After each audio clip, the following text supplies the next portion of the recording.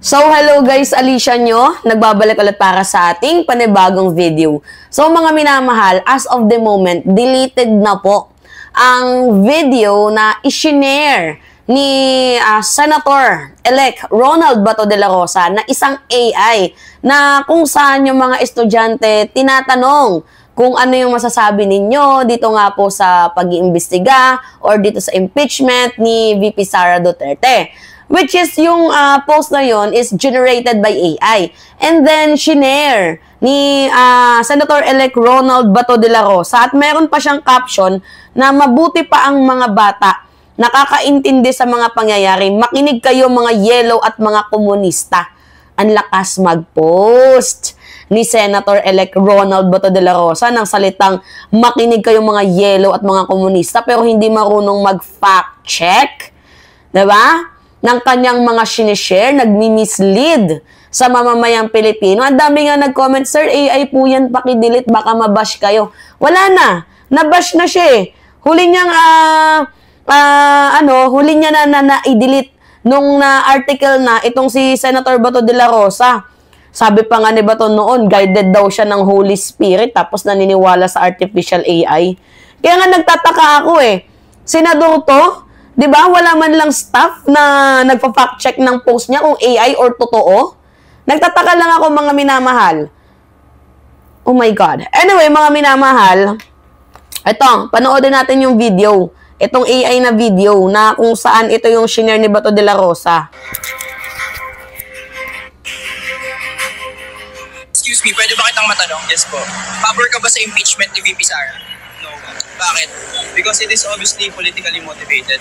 I mean, maraming may confidential funds sa gobyerno, iba nga billions pa. But why single out the VP? They want justice, but their justice is selective. If these politicians are really serious in cleaning up the government, then investigate all at isama na nila mga sarili nila. Okay. Investigate all at isama na din yung sarili nila. E di simulan natin kay Vice President Sara Duterte. Right, mga minamahal? 'Di ba? Well, anyway, AI generated yan.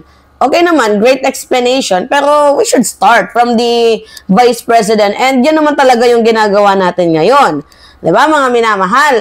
Ngunit, ang kapangitan lang dito, ito ay gawa ng generated AI, which is shinare ni Senator Ronald Bato de la Rosa. At nung na-article siya, galit na galit pa ang person.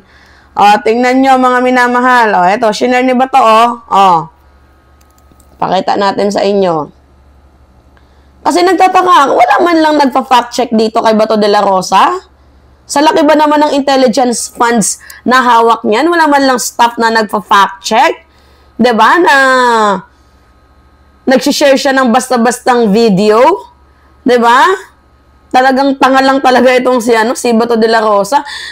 Alam nyo, mayroon siyang pangalan na PMAyer, naging PNP chief na bansang Pilipinas, tinaguri ang senador, pero hindi niya man lang ma-identify yung fake news, yung AI, like mapapasabi na lang ako, what the F? Diba? Tapos, ang caption niya, buti pa ang mga kabataan, alam yung katotohanan. Tapos ikaw na matanda, buti pa ikaw na matanda, walang alam na ikaw ay fake news na. Senador ng bansang Pilipinas pero hindi nag-iisip. Nakakahiya mga minamahal. Now anyway, okay, meron tayong isa pang pag-uusapan. Ito. Yan mga minamahal. Ano nakalagay dyan? Basahin natin ha. How did government counter Sara's claim that impeachment is unconstitutional? Alam niyo nakakatawa talaga, no? Itong mga senador ng bansang Pilipinas na sinasabi na, yung pagpa-impeach kay VP Sara Duterte, napaka-unconstitutional yan. Ganito, ganyan. That is politically motivated.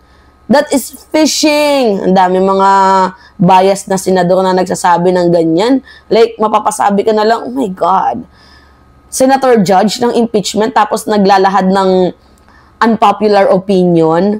Okay, basahin natin. The Senate moved to remand the impeachment case to the House is anchored on the Duterte's camp's assertion that lower chamber violated the Constitution one-year ban rule which the OSG insisted is flawed theory. Ito nga yung sinasabi ko sa inyo. Actually, dalawa yan.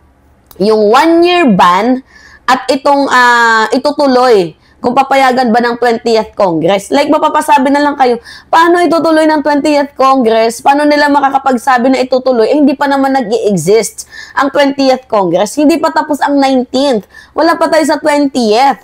So, talaga nga namang yung ginagawa ng mga senador is napaka-unconstitutional. Sila yung nagba-violate. 'Di ba? Yung return of article of impeachment na ginawa nila, sila yung nagba-violate ng ating constitution. Kasi pag sinabing shall forthwith, dapat proseso agad, agad-agarang mandato.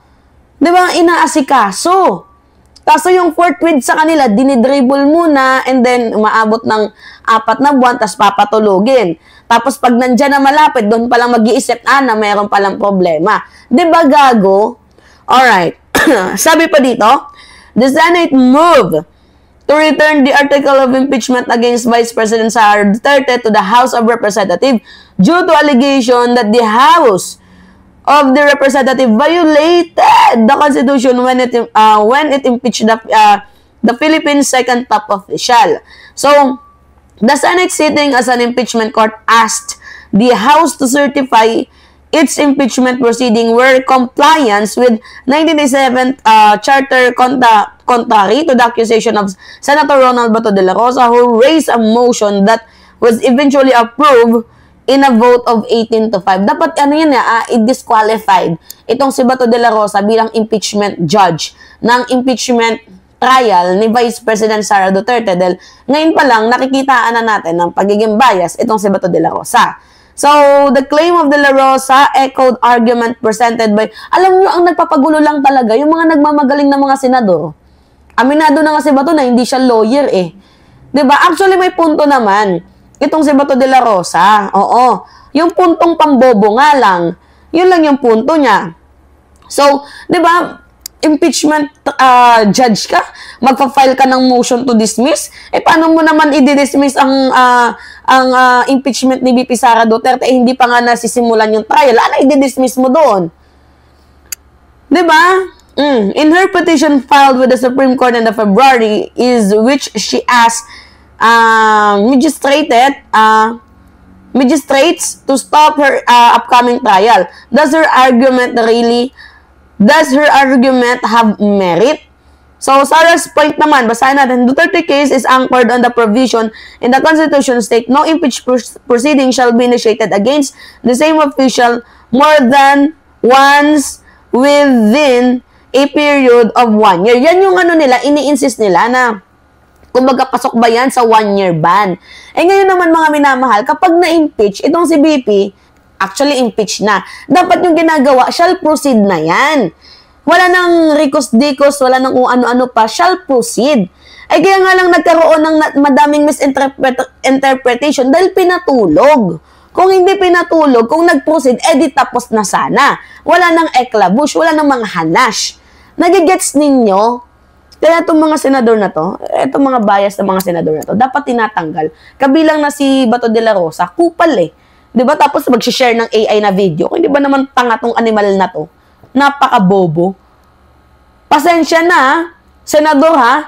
Sorry ha? Senador ka ng bansang Pilipinas pero yung mga staff mo, 'di ba, hindi man lang ma-check kung AI ba yung sineshare mo ng mga post or hindi?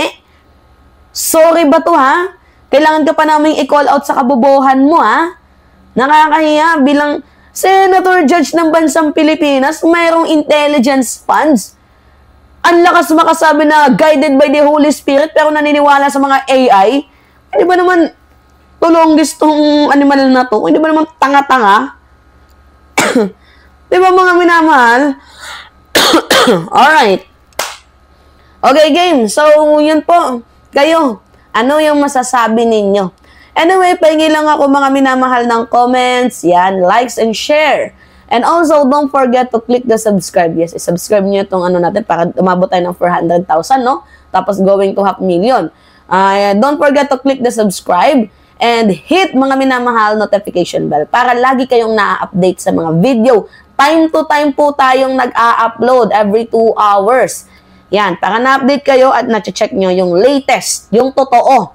'Di ba? Yung hindi bias. Alright, yun lamang po. Ingat mga kababayan.